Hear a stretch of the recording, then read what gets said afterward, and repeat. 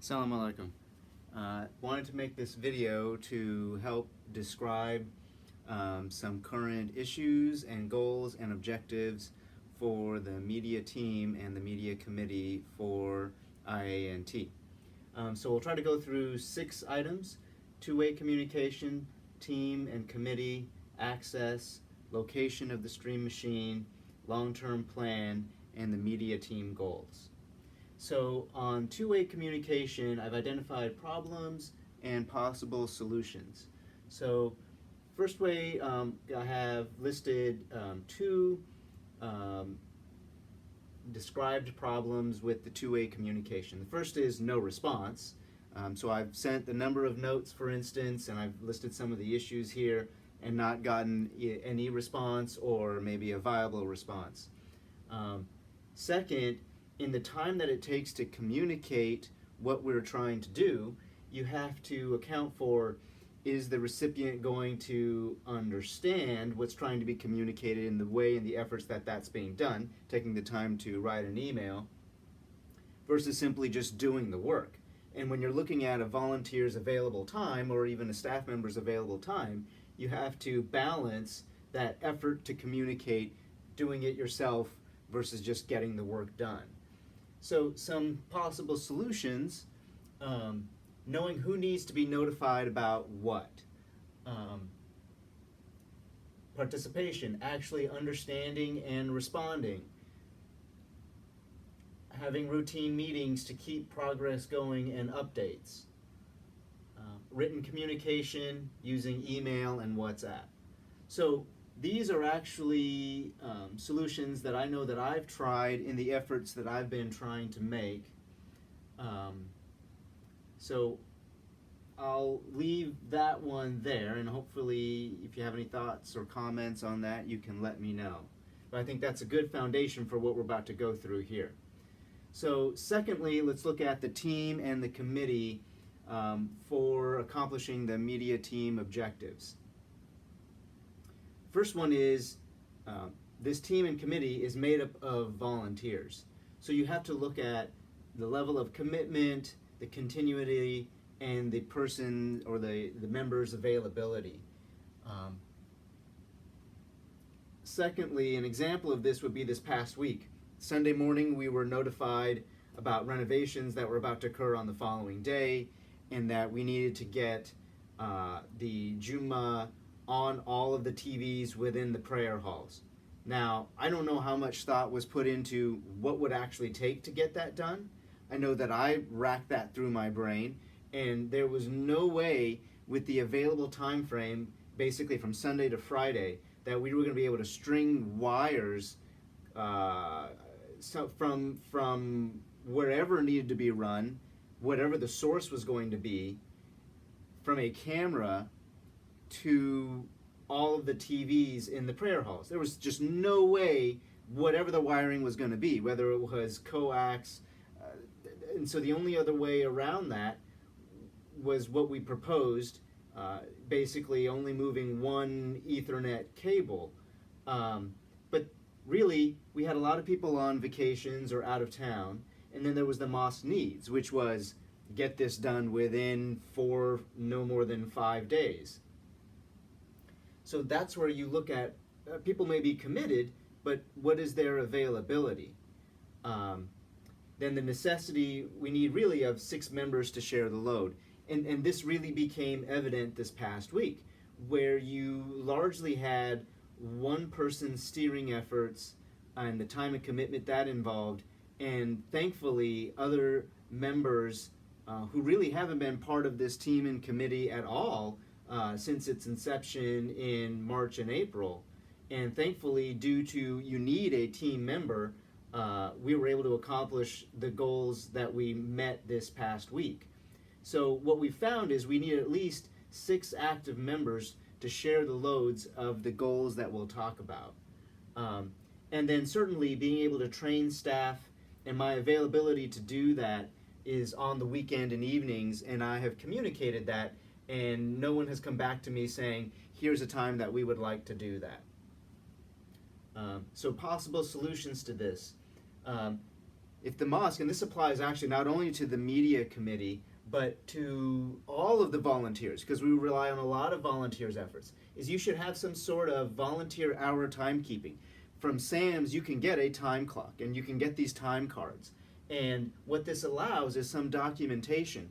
So, for instance, if you're in a United Way campaign, they want to be able to document the amount of volunteer hours. And the mosque uses a lot of volunteer hours. So you should have a way to do some timekeeping for volunteers. You're going to have to consider, where do you have that machine? And the people should have their own time cards that they can come in, punch in. You keep it right outside the office area to the left of the window there.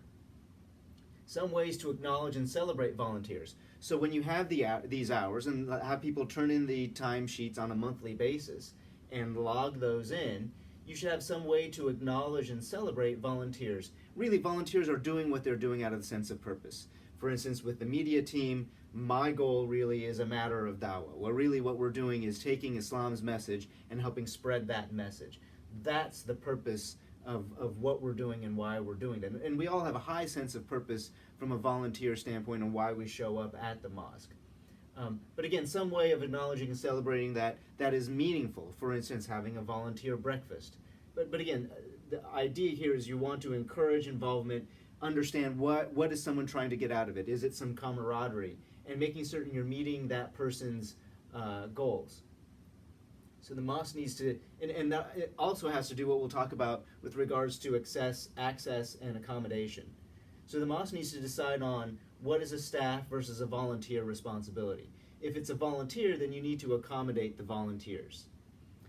3, I've talked about using a signupgenius.com sign-up sheet. So for instance, with the Friday Jummah and all of the live streaming responsibilities, we should have a sign-up so that you are being able to document what are the needs and how is it getting done. Because quite honestly, the efforts that people have put forth on a Friday to Friday basis, for instance, for Jummah, and it's done. And if someone comes out of the middle of their workday in order to get that done, and quite honestly, it's awesome that obviously we're going to get the benefit from Allah, but in the meantime, you should be able to acknowledge and make certain that that responsibility is going to be covered.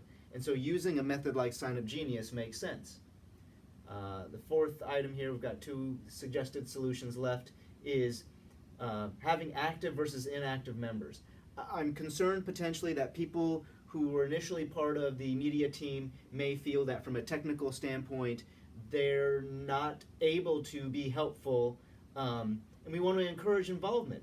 The reality is we need inclusiveness versus exclusiveness. We need diversity of strengths and weaknesses and guidance from that standpoint. And everybody who has, again, if you're a volunteer, we want to encourage involvement, and there is a place for everybody. So in the last actual team meeting we had, which I think was at the beginning of the month of July, we really tried to explain, here's the different things that we envision the media team encompassing, and here's how you can be involved. But I understand that comes back to commitment, continuity, and availability.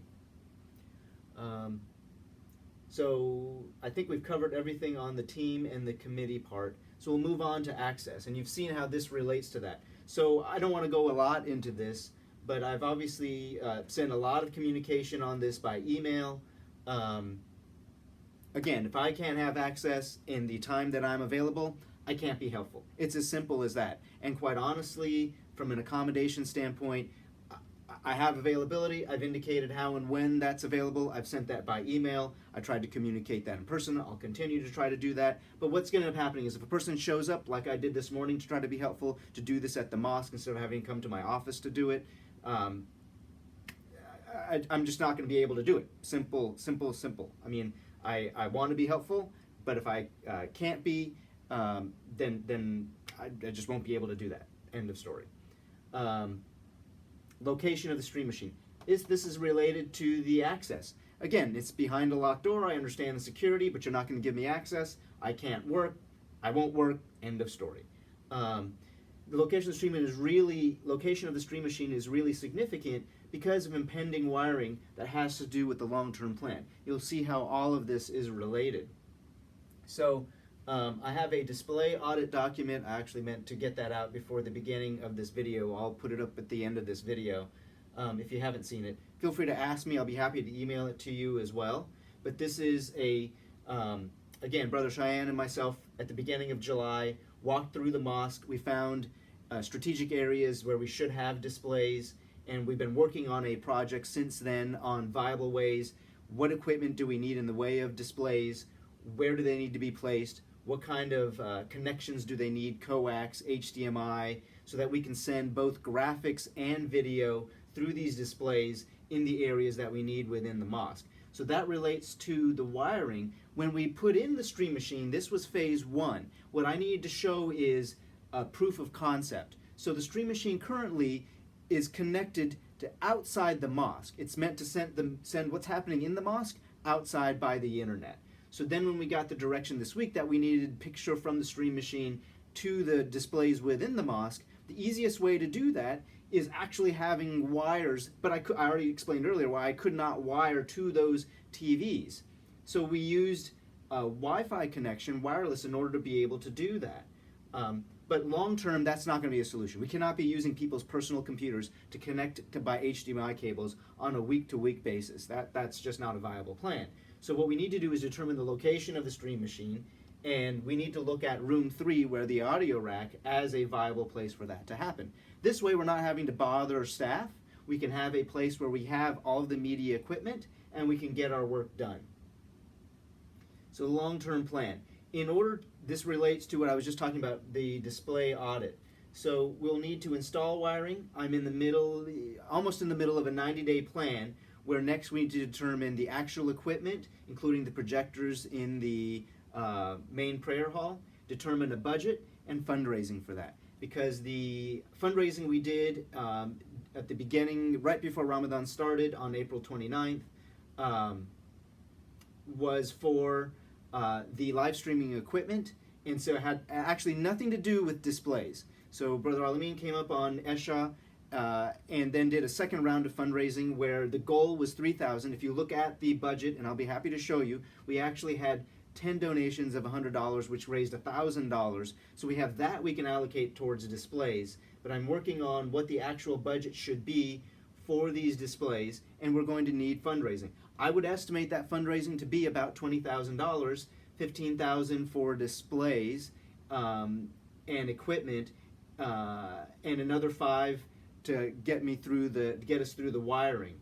And again, I think that's realistic. Better to overshoot than undershoot, because projects always increase, and that's what we were thankfully able to do with the live streaming budget, and be able to do what we've done so far with the audio and the live streaming. So finally, let me get back to the media team goals. So I've listed 5 here: video and live stream. We need a website that is a foundation for the videos. And what this really relates to is the outreach part again, right? We know that 20 to 40-year-olds, for instance, are technologically savvy, and the majority of the people attending the mosque are over the age of 50, right? So to bring in this demographic of 20 to 40 who are looking for guidance, who are getting into the workforce, using the website to connect with on their time and their available time, to bring them into functions at IANT makes sense. The same thing with the viable mobile app. We have a brother, Omar Atta, who has provided his app for free to MAS, and it's a very, very good app. Runs on iOS and Android, and he's willing to give it for free to IANT. He's tried in the past to give it for free, and he was rejected. This is absolutely not inclusive at all.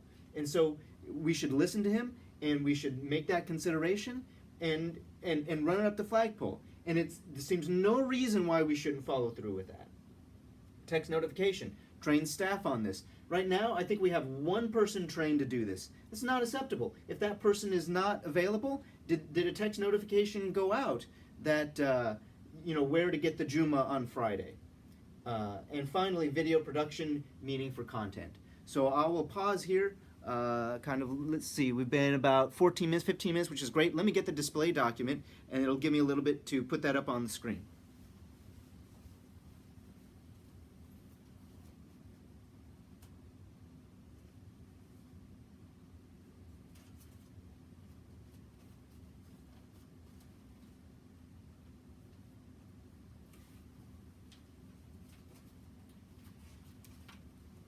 sorry for the delay.